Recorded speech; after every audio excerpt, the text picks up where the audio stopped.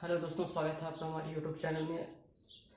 दोस्तों, जैसे आपको थंबनेल में दिख रहा होगा, जो हमारा शिक्षण अभिरुचि का जो सीरीज है या है ना, जो आप व्यापम द्वारा जो प्री डीएलएड और प्री बीएड का जो एग्ज़ाम इंट्रेंस एग्ज़ाम हो रहा है 2025 का, अगर आप उसका प्रिपरेशन कर रहे हैं तो ये वीडियो जो है आप ही लोग के लिए है। ठीक है, ये जो पूरा सीरीज हम आज का जो क्लास है हमारा 7वें नंबर का क्लास है। ठीक है, हम इस पे इस सीरीज पे शिक्षण अभिरुचि का जो हमारा पॉइंट है ना, इसको जो है हम अच्छे से कवर कर रहे हैं अभी थ्योरी की उसमें। फिर बाद में जो है जब पूरा चैप्टर जो थ्योरी का कंप्लीट हो जाएगा, इसके बाद हम देखेंगे पूरा सारी चीज़ें। फिर क्या है कि पूरा मैं एमसीक्यू डिटेल से कराऊंगा, पूरा उसमें जो रहेगा पूरा एमसीक्यू रहेगा। अभी जो थ्योरी है उसमें से थ्योरी प्लस कुछ एमसीक्यू को मैं कराने का प्रयास कर रहा हूँ। इसके बाद जो है जब सारा कुछ जब इसका थ्योरी जब कंप्लीट हो जाएगा, इसके बाद फिर पूरा मैं एमसीक्यू का सीरीज लाऊंगा आपके लिए। ठीक है ना।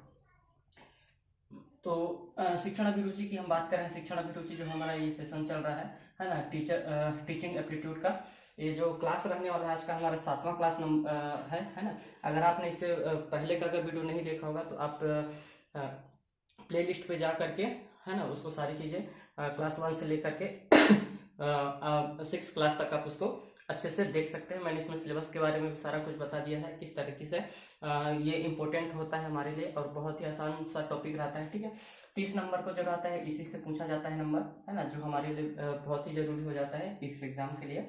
अगर आप छत्तीसगढ़ से हैं या फिर कहीं से भी, अगर आप छत्तीसगढ़ में प्री बीएड और pre DElEd exam entrance exam अगर 2025 की तैयारी कर रहे हैं, है ना, तो ये जो हमारा वीडियो है ये आपके लिए हेल्पफुल रहने वाला। ठीक है, अगर आप तैयारी कर रहे हैं डीएड बीएड प्रवेश परीक्षा 2025 की, ठीक है, तो इसकी आप संपूर्ण तैयारी हमसे हमारे यूट्यूब चैनल के साथ जुड़ के कर सकते हैं। पहले मैं जो है पूरा थ्योरी क्लास अभी ला रहा हूँ, इसके बाद से फिर मैं पूरा एमसीक्यू का सीरीज चलाऊंगा। ठीक है, तैयारी करने का पर्पस ये है कि आप सभी को जानकारी हो गया होगा कि व्यापम द्वारा जो कैलेंडर जारी किया गया है उसमें सारा डेट जो दे दिया गया है, डीएड का, प्री डीएड का, प्री डीएलएड का, कि कब एग्जाम होना है। ठीक है, तो आप अभी से ही अपने तैयारी पर लग जाइए। अगर आपका गोल है एक टीचिंग लाइन पे जाने का है, शिक्षक बनने का, तो इस एग्जाम पे आप जरूर बैठिएगा, है ना। और अगर आप डीएलएड करना चाहते हैं तो उसके लिए और अच्छा बेनिफिट ये हो जाता है कि आपको सरकारी कॉलेज भी मिल सकता है। इस बार अगर आपने पिछले बार अगर चुका हो तो इस बार क्या है, अपना एक सरकारी सीट कम से कम कंफर्म कर सकते हैं। ठीक है, तो चलिए क्लास में आगे बढ़ते हैं।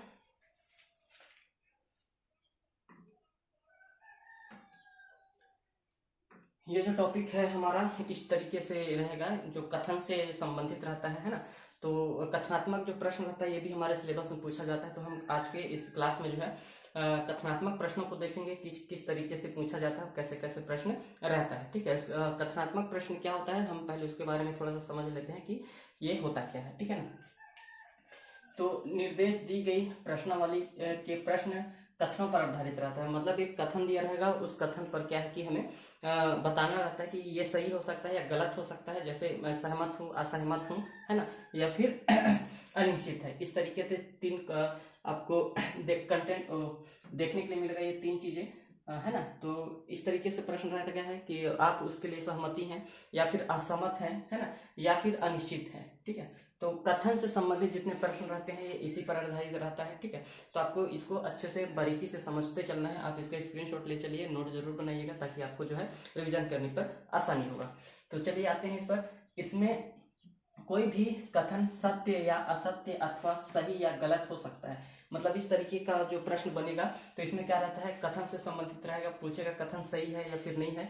कथन सत्य भी हो सकता है, असत्य भी हो सकता है, अथवा सही या फिर गलत भी हो सकता है। इन कथनों का उद्देश्य उनमें संबंधित मात्र उनकी राय जानना होता है। मतलब कथनात्मक प्रश्न इस तरीके से बना रहता है कि आप किस तरीके से सोच पाते हैं और आपकी जो उसको समझने की जो है आपकी क्या राय है कि ये गलत हो सकता है या फिर सही हो सकता है। ठीक है, आगे चलते हैं। तो प्रत्येक कथन के 3 विकल्प देखने के लिए मिलता है। हर एक उसका कथन का जो रहेगा एक 3 विकल्प आपको देखने को मिलेगा। उस विकल्प में रहेगा सहमत हैं, क्या उस कथन से आप सहमत हैं, या फिर उस कथन से आप अनिश्चित हैं, और या फिर अगला देखने के लिए मिलेगा क्या हम उस कथन से असहमत हैं। ठीक है, 3 पॉइंट है जो मैंने यहाँ पर भी लिखा हुआ है, इसको आप देख पाएंगे। तो जैसे कथन का जो विकल्प आपके दृष्टिकोण से उपयुक्त हो उसे उत्तर पत्र पर कथन संख्या के उन्मुख उपयुक्त विकल्पों से चुने। जैसे संकेत के रूप में यहाँ पे हमने पहले बात किया था कि पहला हमें एक नंबर देख सकता है कि हम इस कथन से, जो कथन दिया रहेगा, स्टेटमेंट दिया रहेगा, उस स्टेटमेंट में ये 3 विकल्प आपको देखने के लिए मिलेगा। क्या आप उस कथन से सहमत हैं? अगर मैं सहमत हूँ उस कथन से तो मैं सहमत लिखूंगा। अगर मेरे को अनिश्चित लगता है कि जो कथन दिया उसका कोई भी संबंध नहीं है तो हम अनिश्चित डाल सकते हैं, ठीक है। और अगला अगर बात करेंगे तो एक कथन और आता है जो स्टेटमेंट दिया रहेगा, उसमें असहमत के लिए क्या आप उस कथन से असहमत हैं, ठीक है ना। तो आगे देखेंगे कि ये शिक्षण अभिरुचि में हम क्यों देखने के लिए मिलता है। ये आपकी जो है यहाँ पर लिखा है ना, आप इस कथनों जो प्रश्न पूछा जाता है उसका उद्देश्य संबंधित मात्र आपकी राय जानना चाहता है, वो कि आप उसके बारे में क्या जानते हैं, क्या सोचते हैं, आपकी राय क्या है, ये चीजें इसका सारांश है, ठीक है ना। आगे देखेंगे कि शिक्षक अभिरुचि में जो कथनात्मक प्रश्न वे प्रश्न होते हैं जिनका उत्तर छात्रों को अपने शब्दों में विस्तार से लिखना होता है, या प्रश्न छात्रों की समझ, विश्लेषण क्षमता और रचनात्मक और मूल्यांकन करने के लिए डिजाइन किए जाते हैं। कहने का मतलब इस तरीके से प्रश्न पूछने का क्या मतलब है कि छात्रों की समझ क्या है, ठीक है, उसकी जो विश्लेषण क्षमता है वो किस तरीके से है, ठीक है, और रचनात्मक को कितना क्रिएटिविटी कर पाता है, इन सारी चीजों को मूल्यांकन करने के लिए ऐसा प्रश्न दिया जाता है, ठीक है। और कथनात्मक प्रश्नों का कोई एक सही उत्तर नहीं होता, बल्कि महत्वपूर्ण यह है कि छात्र अपने विचारों को कितनी अच्छी तरह से प्रस्तुत कर सकते हैं। जो कथन दिया हुआ उस कथन से रिलेटेड आप कितना बेहतर से बेहतर अपना राय सोच सकते हैं, है ना, वो सारी चीजें इसमें रहता है। उनको तर्क कितना सुसंगत है, उनकी तर्क क्षमता को जानने के लिए, उनकी तर्क शक्ति को बढ़ाने के लिए, और वे जो है अपने उत्तर का विकल्प उदाहरणों और जो है प्रमाणों से जो है समर्थित करते हैं, ठीक है। आगे चलते हैं, ये सारा चीज आप इसका स्क्रीनशॉट जरूर लीजिएगा ताकि आपको समझने में आसानी होगा, है ना। आगे देखेंगे, यहाँ पर मैंने कथनात्मक प्रश्न के बारे में बता दिया कि किस तरीके से है और कैसा इसमें प्रश्न पूछेगा। मैं एक सिंपल सा स्टेटमेंट लिखा हूँ और इन स्टेटमेंट में हमें क्या चीज बताना है, क्या उसमें हम सहमत हैं, है ना। इसमें क्या रहेगा, स्टेटमेंट है यहाँ पर, जैसे वस्तुनिष्ठ प्रश्न, जैसे मैं कुछ इसमें अभी बहुत सारा कराऊंगा जिससे आपको सारा चीजें जो है क्लियर हो जाएगा। इसमें क्या है कि 3 चीजें हमें देखने के लिए मिलेगा। क्या मिलेगा, एक अनिश्चित मिलेगा, ठीक है, अनिश्चित, एक असहमत, ठीक है, और एक क्या मिलेगा, सहमत। ये 3 विकल्प से हमें इन स्टेटमेंट को जज करना है कि जो भी स्टेटमेंट जैसे लिखा हूं मैं कंटिन्यू, इस स्टेटमेंट से क्या आप सहमत हैं या फिर असहमत हैं या फिर अनिश्चित हैं, ठीक है।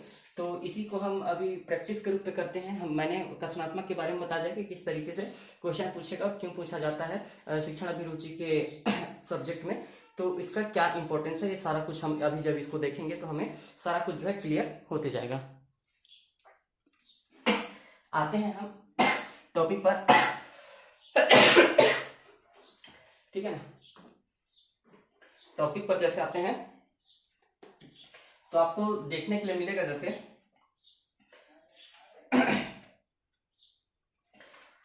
यहां पर है पहला कि जो है, पहला हम क्वेश्चन देख लेते हैं। स्टेटमेंट्स क्या लिखा हुआ है कि अध्यापक को सदैव अच्छी शिक्षा व्यवस्था पर ध्यान देना चाहिए। ये कथन जो है ये सही है। कहने का मतलब हमने देखा था वहां पर 3 चीजें आपको देखने के लिए मिलेगी। क्या, सहमत, पहला हमारा सहमत है, ए नंबर। बी नंबर मान लेते हैं कि अनिश्चित है, ठीक है, या फिर अगला समझ लेते हैं सी नंबर में क्या है, असहमत है। तो इस 3 चीजों को आपको ध्यान में रखना है और इसको अपने विवेक क्षमता, चिंतन और विश्लेषण क्षमता को चेक करने के लिए ऐसे मतलब शिक्षण अभिरुचि में ऐसे प्रश्न पूछा जाता है, ठीक है। तो पहला है कि अध्यापक को सदैव अच्छी शिक्षा व्यवस्था में ध्यान देना चाहिए। ये सही है कि नहीं है, तो इस पे अगर हम देखेंगे तो इस प्रश्न, ये जो अध्यापक को सदैव अच्छी शिक्षा व्यवस्था का रहना चाहिए, तो आप इसमें सहमत हैं या फिर असहमत हैं, तो ये एक सहमत में आ जाएगा, क्योंकि ये एकदम सही बात है कि जो अध्यापक को सदैव अपनी शिक्षा व्यवस्था को क्या करना चाहिए, उसमें ध्यान देना चाहिए। अगर शिक्षा व्यवस्था का ध्यान ना दें तो कई सारे विद्यालय में उसका जो है प्रभाव इसका देखने के लिए मिलता है, ठीक है। आगे देखेंगे, पुस्तकालय में पुस्तक पढ़ना मुझे व्यर्थ लगता है। क्या इससे आप सहमत हैं? अगर पुस्तकालय है तो हम जैसे लाइब्रेरी है तो लाइब्रेरी जैसे है पुस्तकालय है, उसमें हम क्या करना जाते हैं, क्या करने के लिए जाते हैं, तो हम वहाँ पर नॉलेज लेने के लिए, स्टडी करने के लिए, है ना, एकांत होकर के हम स्टडी करते हैं। तो ये कथन जो दिया है, पुस्तकालय में पुस्तक पढ़ना मुझे क्या लगता है, व्यर्थ लगता है या बेकार लगता है, खराब लगता है, समय का बर्बादी है, पैसा का भी बर्बादी है। तो इस कथन से आपको क्या समझ में आ रहा है कि ऐसा होना चाहिए, ये सही है या फिर गलत है, इस चीज से आप अपना राय दे सकते हैं कि मतलब मैं सहमत हूँ कि नहीं हूँ या फिर अनिश्चित है, इस टाइप में। तो ये जो प्रश्न है ये गलत माना जाएगा इसको, क्योंकि पुस्तकालय में हम पढ़ना मुझे व्यर्थ लगता है, तो ये स्टेटमेंट हमारा असहमत, इससे आप क्या हो सकते हैं, असहमत हो सकते हैं, क्योंकि ये हमें गलत लग रहा है। ठीक है, तो इससे हम क्या हो सकते हैं, असहमत। तो इसी तरीके से जो स्टेटमेंट दिया रहता है उसको जो है हमें इस तरीके से फाइंड आउट करके करना रहता है। ठीक है, आगे देखेंगे, जब ना विद्यार्थी पढ़ते हैं और अध्यापक ही पढ़ाते हैं तो समाज से विद्यालय को समाप्त कर देना चाहिए। मतलब जब ना विद्यार्थी पढ़ते हैं, कहने का मतलब है कि विद्यार्थी अगर पढ़ने वाला ना हो, ठीक है, और ना अध्यापक ही पढ़ाते हैं, और कहने का मतलब है कि अध्यापक ना पढ़ाए, ठीक है, तो समाज में विद्यालय को समाप्त कर देना चाहिए। तो ये कथन जो है, क्या इस कथन से आप सहमत हैं या फिर अनिश्चित है या फिर सहमत है? तो आप अपना राय दे सकते हैं, क्या ये कथन सही है या फिर गलत है। तो हम इस कथन से, है ना, कि ना तो विद्यार्थी पढ़ते हैं और ना ही अध्यापक पढ़ते हैं, तो समाज को विद्यालय से क्या समाप्त कर देना चाहिए। तो मैं इस कथन में क्या करूंगा, इसमें असहमत जताऊंगा कि ऐसा नहीं होना चाहिए, है ना, ये हो जाएगा हमारा असहमत।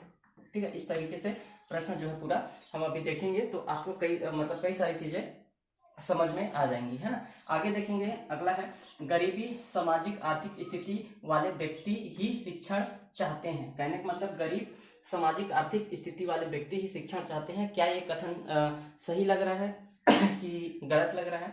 आप इस कथन से सहमत हैं या फिर असहमत हैं, आप हमें कमेंट जरूर कर दीजिएगा, है ना। जैसे अभी मैं करते जाऊंगा, तो अगर आप जब भी वीडियो देखते हैं और तब आप इसको जरूर कमेंट करके बताइएगा, है ना। हालांकि मैं एक एक चीज को बताते चलूंगा ताकि आपका जो है कॉन्सेप्ट, सारी चीजें जो है क्लियर हो सके, है ना। तो ये कथन भी हमें इसमें गरीबी सामाजिक आर्थिक स्थिति वाले व्यक्ति शिक्षण चाहते हैं, तो इससे भी हम असहमत हो सकते हैं, है ना। ये हमारे लिए सही नहीं है, तो इस कथन से मैं क्या हूँ, असहमत हूँ। ठीक है, सही हो जाएगा उसका असहमत। आगे देखेंगे, सही शिक्षण के लिए छात्र की आंतरिक क्षमता को जानना आवश्यक है। क्या ये कथन सही है, सहमत है इस कथन से या फिर असहमत है? तो ये जो कथन है, इस कथन से हम एकदम सहमत हैं कि सही शिक्षण के लिए हमें किस तरीके से शिक्षण देना चाहिए कि हम छात्र की आंतरिक क्षमता जो है उसकी जो है ना उसको जान सकें, तो ये हमारा सही हो जाएगा। तो इसमें हम सहमत, है ना, सहमत भी हो सकता है, गलत और सही भी हो सकता है। मैं जैसे पहले बताया था, सहमत, असहमत और अनिश्चित ये चीज देखने को मिलेगा, या फिर सही या फिर गलत ये देखने के लिए मिलेगा। ठीक है ना, तो कथन से रिलेटेड आपको इस तरीके से प्रश्न जो है पूछा जाएगा।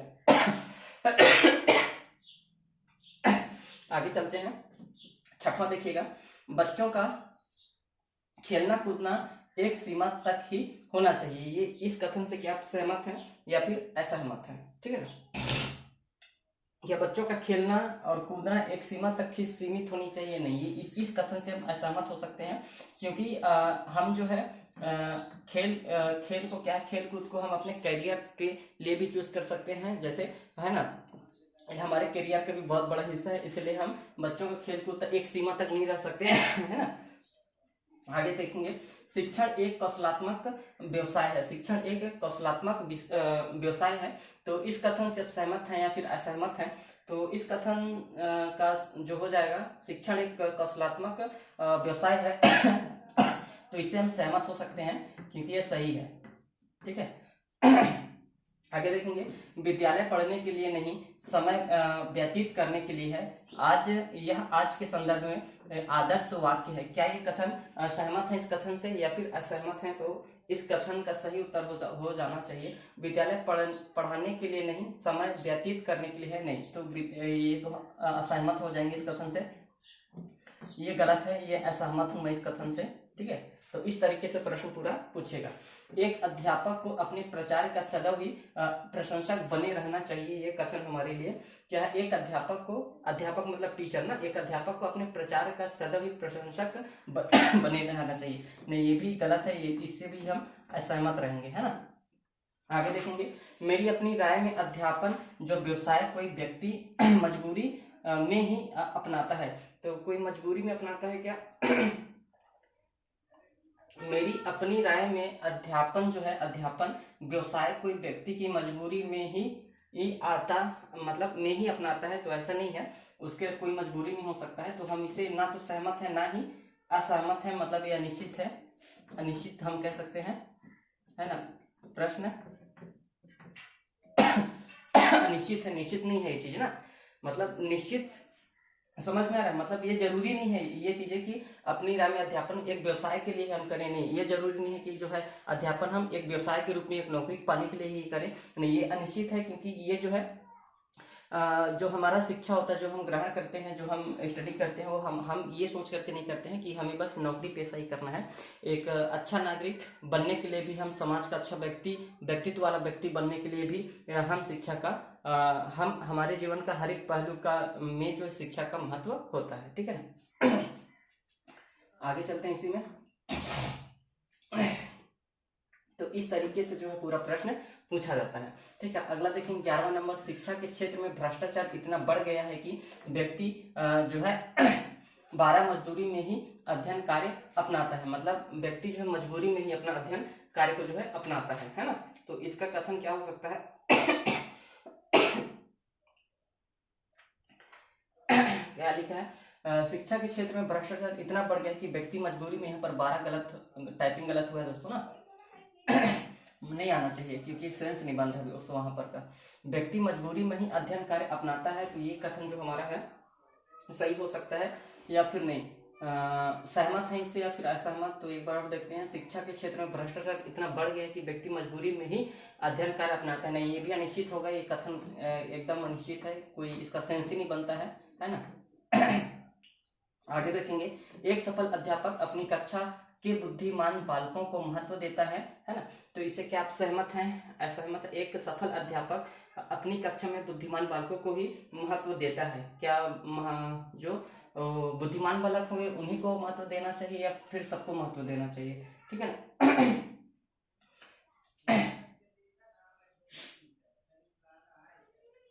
तो इसमें क्या हो सकता है, एक सफल अध्यापक अपनी कक्षा के बुद्धिमान बालकों से, है ना, तो इसमें सहमत हम दे सकते हैं, सहमत हम बोल सकते हैं इसके लिए, ठीक है। आगे चलेंगे, छोटे बच्चे स्वभावतः सक्रिय और जिज्ञासु नहीं होते, जैसे उन्हें वैसा बनाना पड़ता है। क्या छोटे बच्चे सक्रिय और जिज्ञासु नहीं होते होंगे? नहीं, बच्चे जो है सक्रिय भी रहते हैं, जिज्ञासु भी रहते हैं, तो इसमें हम असहमत हैं इससे, है ना, गलत है ये, असहमत होना चाहिए इसका, असहमत, ठीक। आगे देखेंगे 15 नंबर में देखेंगे, मैं उन लोगों को बिल्कुल भी पसंद नहीं करता जो मेरी इच्छाओं के विरुद्ध होते हैं। तो इस कथन से क्या आप सहमत है या फिर असहमत है? तो इसका मैं उन लोगों से बिल्कुल पसंद नहीं करता, तो इससे हम सहमत हो सकते हैं, ठीक है। तो इस तरीके से साथियों देख सकते हैं, इस तरीके का स्टेटमेंट रहेगा जिसमें इस तरीके से जो है पूछा जाता है प्रश्नों को, ठीक है ना। आगे देखेंगे, बुद्धिमान छात्र पाठ्येतर क्रियाकलापों में भी आगे रहते हैं। तो ये इससे सहमत है कि जो क्या बोलते हैं, जो बुद्धिमान बालक रहते हैं वो पाठ्यक्रम के दौरान जो है कुछ भी अगर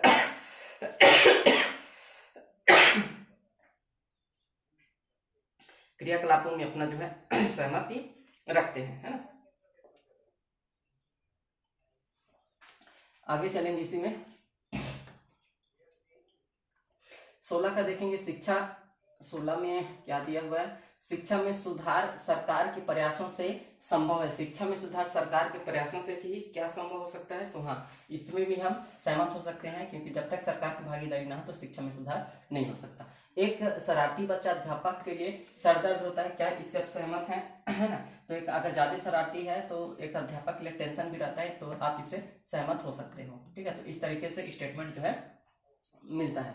यदि पूरी लगन और श्रम निष्ठा के बाद भी सफलता ना मिले तो विपरीत परिणामों को स्वीकार कर लेना चाहिए। क्या आप इस कथन से सहमत हैं क्या? तो यदि पूरी लगन और निष्ठा के बाद अगर सफलता ना मिले तो विपरीत है ना, उसके अल्टरनेट में है, तो सही है, भी हम इससे सहमत हो सकते हैं, ठीक है। विद्यालय के बिगड़ते माहौल में कोई भी शिक्षक जो है शिक्षण नहीं करा सकता, इसमें भी हम बिल्कुल भी सहमत हैं।